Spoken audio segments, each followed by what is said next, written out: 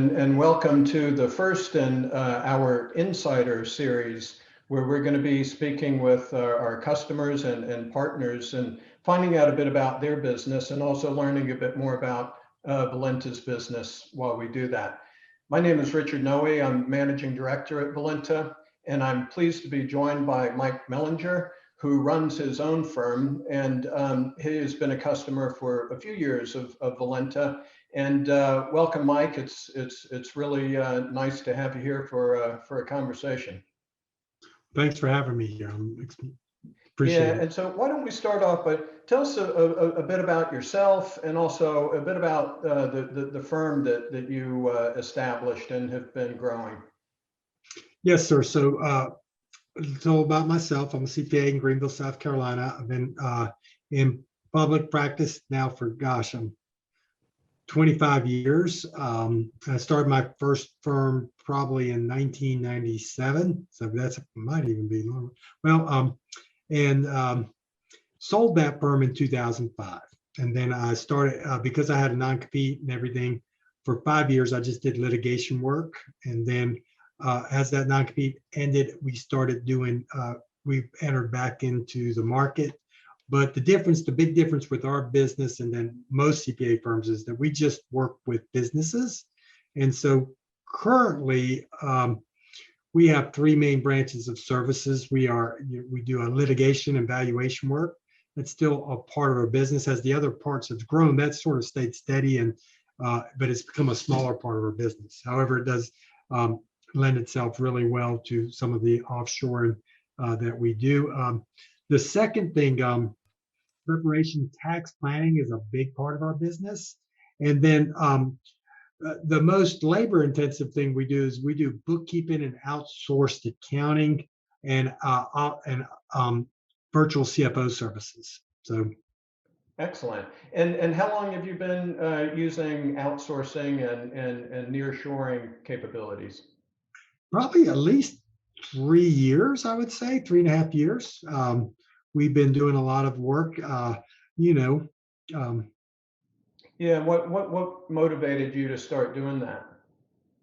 Well, one was, to get where we could, my goal for our businesses is to have all of our employees facing outward to our customers. Okay. And so if you're sitting here, I'm on a computer keyboard. If you're sitting here punching stuff in, you're really not keeping your eyes on your customer. And that's what, I always challenge every business owner is really, if you can get your eyes on the business customer, well, how do you do that? Right? Because the work's got to get done. So we've been, offshoring a lot of data entry and the stuff that keeps our eyes down on the keyboard and trying to keep our eyes towards our customer. Right. So. Yeah, no, that makes a lot of sense. And was there anything that sort of created the impetus to do that? Did you see the opportunity? Was it trying to increase the capacity or to lower the cost, or what was kind of the strategic driver to start looking at moving work outside of your firm? Well, we did it mostly because we saw that the bigger firms were doing it, right? And so the thing is, pretty much I feel that the future of accounting is really not going to be in putting numbers in. I know we'll talk about that, but it's going to be more in observing the numbers, communicating to the client. I had a great discussion with one of our large clients today, and pretty much I was talking to his son. These guys are very, very wealthy individuals, and pretty much they relate to me as the observer. I'm the observer of business owners, and I sort of guide them on what I think they should be doing, how I think they should look at things and different things. But you can't do that if you're doing all the work. Like you can be the observer of business when you're looking at a return and interpreting for the client. Hey, this is what I think's happening. This is where, you should be doing, and this is what you should be doing. But you can't, sometimes it's very hard to see the forest when you're in the middle of the trees. So does that make sense? Yeah, it really does. And what were some of the challenges with moving work offshore? How were the dynamics between the onshore team in your office and some of the offshore work? Did you have any tension there, or was it fairly smooth? No, I would say, well, first of all, people who know me well know that I really never come up with a great plan to start stuff. So I'm more of a quick start. So we jumped in and started doing the first thing I would tell anyone who's a business owner that wants to offshore. I'd say make sure you have a team member who's communicating this stuff and it's not you, because I've seen some people try to do it and they have, and then there's a lot of lost capacity. So the first thing we try to do is we focused on utilization. We're like, okay, let's get these guys busy with what we're doing, right? Okay. And so that meant even if they were not creating a lot of value, we kept them busy. And then, phase two was, okay, now that we've got them utilized, let's work on our processes and let's get the realization up, right? So that was our project. But I can't tell you how important it is to have if you're a business owner, to have a leader other than yourself handling that, and have them have you know, because this way I could just talk to one of my team members and say, hey, why don't we get this to offshore? Like with litigation, a lot of times we will tell the attorneys, hey, we can get this done offshore really quick. And we could do it, what I'm saying, at a cost effective rate, and so what I would do is have my litigation manager design it, and then he would clearly communicate what had to be done. It'd be the quality control. Then we would take the data that usually there's a lot in a forensic examination. There's usually a ton of data that has to be keyed in. I know, and the technology is getting there where it can be scanned and stuff like that. Just we haven't experienced much good with that yet on the forensic side. And then but if I was the guy doing it, it would never get done. So the thing is so what I teach the team is, okay, when I'm giving you something, you have complete permission to, try to offshore this and get it done. So, um, And do you use what sort of, how do you measure success? Do you have KPIs where you look at the offshore team, or are they the same as for the onshore team, or do you kind of look at them as different resource pools? our KPIs are consistently pretty much the same. The biggest thing we're always looking is, first we want to look at utilization, right? So are we providing, is the work being done, or are we utilizing our employees in such a way where they're able to do billable work, right? That's the first thing we always look at. Um, the second thing we look at is realization, right? And so realization is how much money are we getting per hour? So even if I have an employee bill 150 hours for the month, which is really, we don't really set high billable hour standards, but and I'm like, wow, that's great. And they, let's say it's $200 an hour, that's $30,000, right? Um, but then also we bill and we only bill 15,000, right? That means we got maybe 100% utilization, but a 50% realization, right? Hmm. And so those are the big key performers. And then lately, as our firm's gotten bigger, we really look at gross profit, right? So we look at gross profit on a weekly basis. What does it cost us? What's the gross profit? And of course we're not billing every week, so the gross profit's more, it's before adjustments. And then the third thing we're always looking at is write downs and write ups, right? So what work are we doing really well on, and where we're bringing the value but yet delivering it efficiently from a time standpoint, and what work are we struggling with doing efficiently. And that's those are the big things I look at. And then also every professional service provider should be looking at revenue per employee, or what we do is revenue per full-time equivalent. Since we're in the expansion code, we're always looking at what our projected hours would be, what our projected revenue would be based on that, and then, okay, what's our average revenue per full-time equivalent. Yeah, no, that makes a lot of sense. And when you look at your people plan or the shape of your team going forward, do you see an equal growth in onshore and offshore, or how do you see the split from, say, a percentage basis over time? Currently, we see about 60/40. Counting on, and we'll talk a little about the automation and the different things that are going on in the industry. Um, I think it will stay at that. I don't see us going,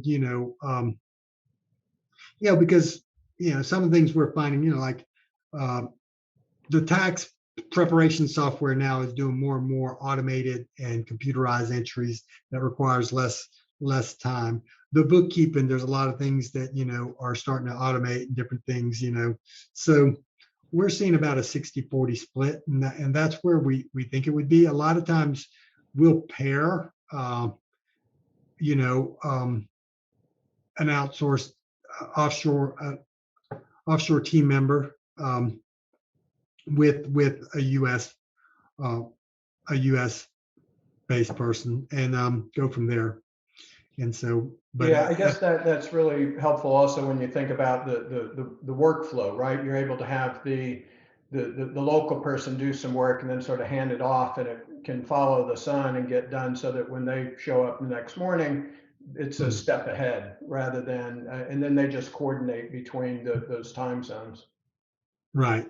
And we have people both that work simultaneous as us and people that work like a third shift for us, and it when the offshore is working and the third shift is working, it's really a beautiful thing because you're able to basically just stack up work, and then the next day you go in and you review it and you're moving forward. Simultaneous we like too, because there's more. It seems to be easier to train and to transition. Maybe what we would say, training is much quicker when they're working side by side with someone. There's a lot more feedback and stuff. So this way, on the third shift model, you're sending stuff, and then if they struggle or if something crashes or different things, you've got that big gap. Why, if all of a sudden someone's working simultaneously, um, all of a sudden their computer goes down or something, we can get that fixed. Or if they're stuck somewhere, um, missing a document or something, it's very easy for them to get help. So that's what we found. I mean, but both models can work. I think the third shift model requires more planning and some real intentional training. You really got to do some intentional training on the third, because it's just not going to happen, right? Why, if someone's working simultaneously with the training will happen. And like I told a lot of people, we're not the best at planning stuff out training wise and stuff. So when we bring on US people, we're doing a lot of as you do the work training, right? And so that works better, of course, when people are there. Yeah, that makes a lot of sense. And have your clients seen a difference, or is it sort of invisible to them? Um, I don't know. What I do know is that our approach is working for our clients, because the big one thing that we judge really is our average revenue per client. So, and as you're able to provide more and more services for the clients, your average revenue per client is growing, and I think ours is has doubled. Our average revenue per client has doubled over the last 4 years. And that's because we're able to do more proactive services, right? So, like, if you're scrambling just to get the returns out and keying the data and stuff, you really can't talk to your clients. And when you talk to your clients, one thing, if any CPA wants to grow their business, I'll give them a great idea. Uh, get out of your office, go talk to your clients, ask them how their business is going, ask them some of the issues they're having, and just talk to them. And before you know it, you'll have too much work to do, because the thing is they'll be like, yeah, I'm having this issue over here. This, and you could say, hey, one of the things we've been, by talking to them, they're like, well, we're really worried about this. We're worried about this. And all. You guys got a forecast? Or, oh no, we don't. Okay, well, why don't we get together and do some, get you with Travis in my office. Let's put together a forecast for the next 6-12 months. And then, let's try to work on that. And so, but you got to have a conversation, So the thing is, and the conversation can't be, yeah, yeah, I know we told you the return was going to be 10 days ago, but we're having a few problems. I got this person sick or this person sick, all these things. Conversation needs to be proactive. Hey, here's your return. by the way, when I was doing your return, I prepared this report for you. I'd like to talk to you about your business, right? So the thing is um, that's what we see happening in the marketplace. Yeah, it certainly makes a lot of sense, and I think it sounds like one of the best benefits you get is that you have more time. You know, you have essentially outsourced a lot of the tasks that used to be done onshore and would keep you away from the customer set, but now you have been able to pick up time so that you can spend that with your customers. And you also talked about how the shape of the practice has changed, and it's fantastic. You're able to double revenue within each customer. How do you see the business model evolving in your sector over time? Do you think you're going to see an expansion into more consultative type work and away from you know the traditional auditing and bookkeeping to really become more management consulting and solution type selling with your customer base? I think I'm a little different than most people, okay, in that yes, I definitely think the consultative approach of the business is going to be bigger and bigger. You know, most people, a lot of people are like, hey, the tax returns are going to go away, the bookkeeping is going to go away. I think the outsourcing of accounting and the outsourcing of the tax work is always going to be there. Okay. I think it's going to become easier and easier to do. So one of the things that we do a lot of is we are trying to pick up that commodity work. We like the outsourced bookkeeping, right? We like the tax work for the right clients. We're not looking for individual tax returns that I think will be automated in probably the next 24 months, right? Um, I'm thinking more of the higher net worth individuals. So I think we can be the gatekeeper of those services, and then by bringing the consultative value to it, it just sort of mirrors in. So I think you could be making good money on the commodity stuff, but you have to bring value, right? So a lot of times clients see value. I mean, I was talking to a client that probably pays us $100,000 a year this morning, working with him closely on stuff, and just talking about being the observer business. One time 10 years ago, and this has turned out to be a home run. I just observed to him. I was like, hey, this store is something's wrong. Someone's stealing something out of this store, right? And he didn't think so. Well, they found one of his partners stealing. So he had to get him out of the business wrong. Well, that business, has grown significantly over the last 10 years, and he now has no partners. And the business values went from maybe million and a half to about a $12 million valuation. And 40% of that would not have been his, right? Without the observation, right? So it's very easy for a client to look at that and say, gosh, Mike saved me $4 million just in one meeting, right? He's not pricing his tax returns. I can assure you of that, right? He's, he doesn't look at Looking at the value creation. So you're always creating value, but you can't. I'm not living on the fact that I saved that guy.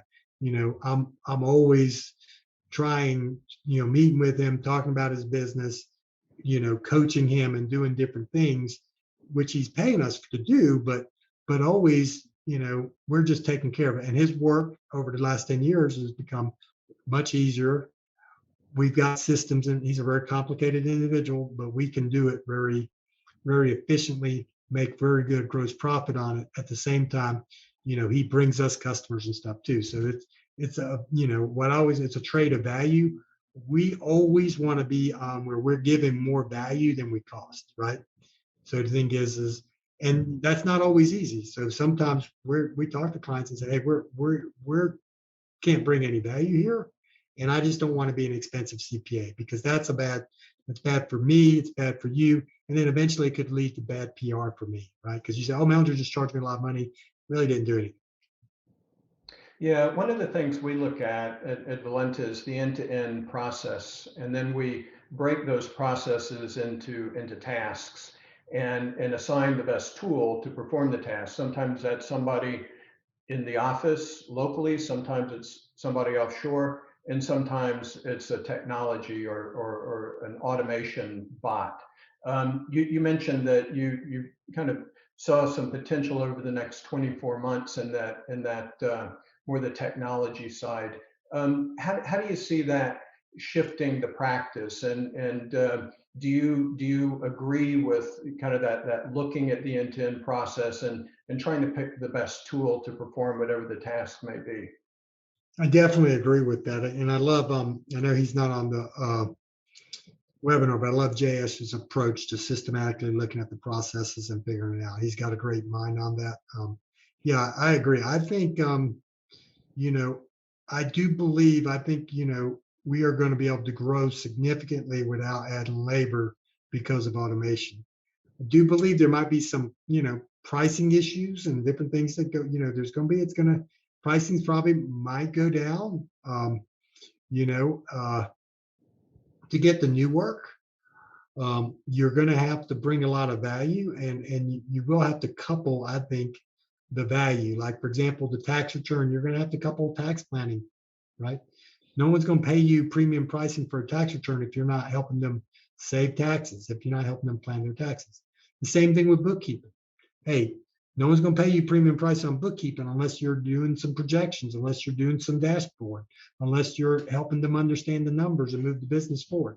But what's interesting is you can get better pricing on that and good pricing on this, right? And so when you combine the two, then you really got a business. So one thing I always tell the CPAs who some people really just embrace the consultative process, right? And they just abandon all the commodity work, which is good. I mean, the thing is but that's a job that's not very sticky sometimes. You know, every month they need their books done. Every year they need their tax return. Twice a year they need to be doing tax plan. That's sticky work, right?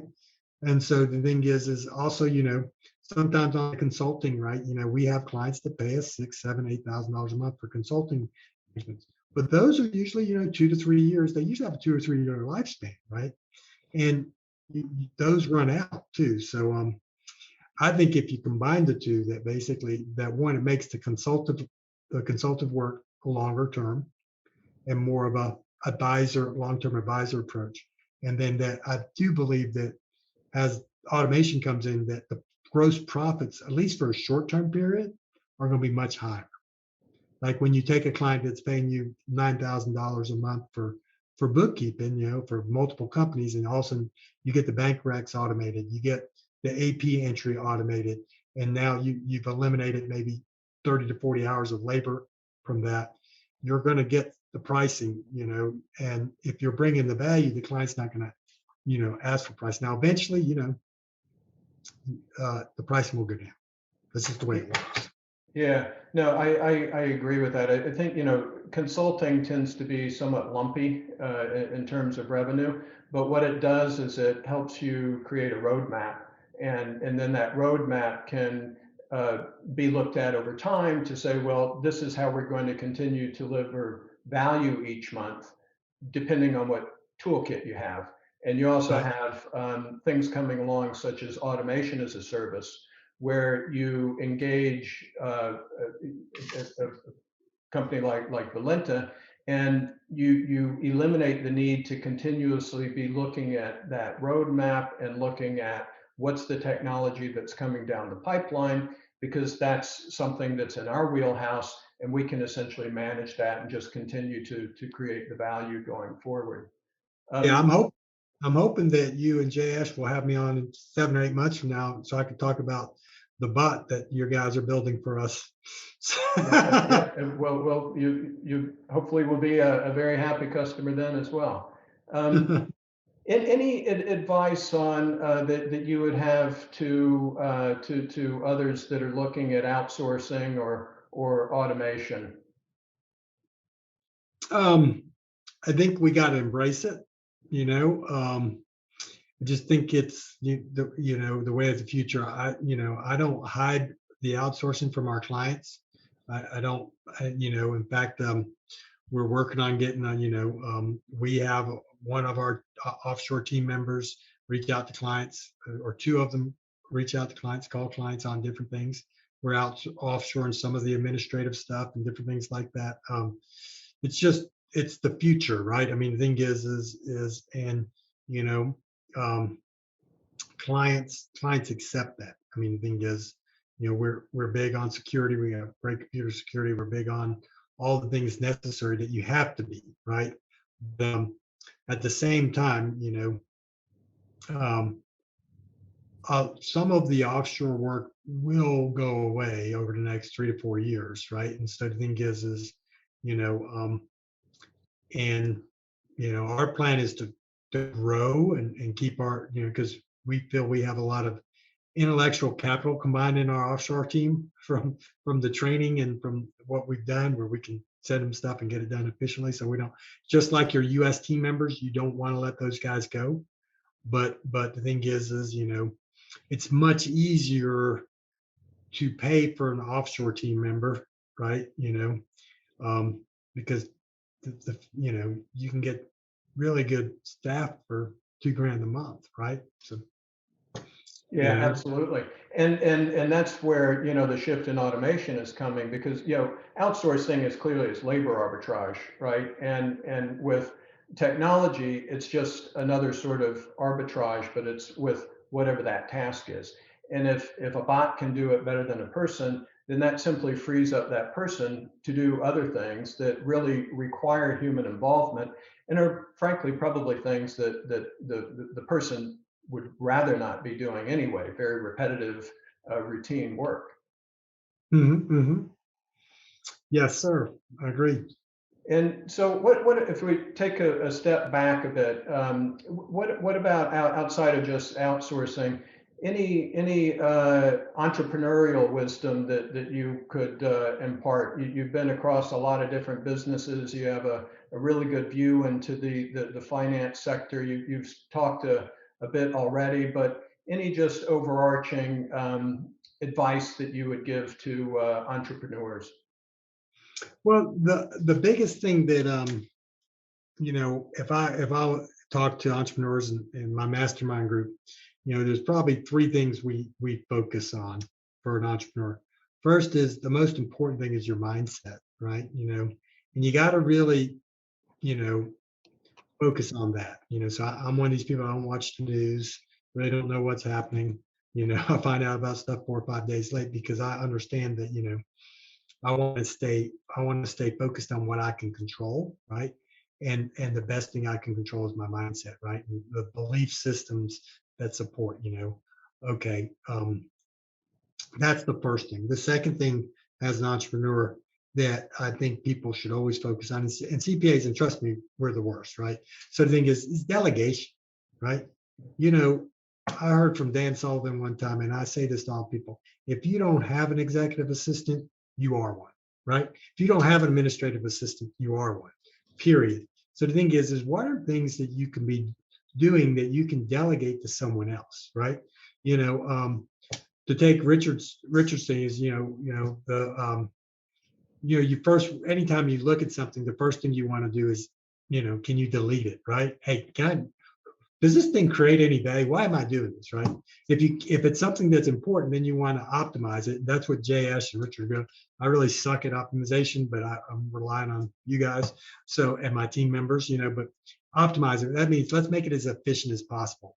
Then you want to outsource it if you can, right? So the thing is and outsource can be to a teammate in the office or a teammate offshore, right? So the thing and what people find when they do that, it frees up time. And if you've got a work ethic, like most business owner entrepreneurs does, you're going to make more money, because if you get rid of the stuff that's not making you money, you're going to fill it up with money making activities. And the third thing, and this is the focus on the critical elements of your business. I have a joke. I have an entrepreneur I'm working with right now, and he could be our first billionaire that we work with. He's really a driven guy. He's got some big things going on and stuff. And I joke with him because he's in a deal with another guy who's sort of like a CPA. And he's always wondering, what's this guy doing? Because he's always thinking bad things about him. And I always challenge his thought. I said, no, this guy's just like your typical CPA. Instead of focusing on this deal where he can make $10 million, he's focusing on a $600 tax return. He's focused on $1,000 tax return, right? And so the thing is, and that's what focus on the opportunities that are bigger, right? I mean, the thing is because unless you're agent or block, you're not going to get rich doing a $200 or 300, and they might charge $500. Now, I don't know, right? So the thing is, but if you really want, focus on getting that average checkup, right? Because it's very hard for you to be working on a client like the client I'm talking about. He pays us over $100,000 a year, right? It's very hard for me to take my eyes on a $150,000 client. And don't get me wrong, I do have some small clients, right? I think, $6,000, $7,000 a year, and then go to a $6,000 a year client, right?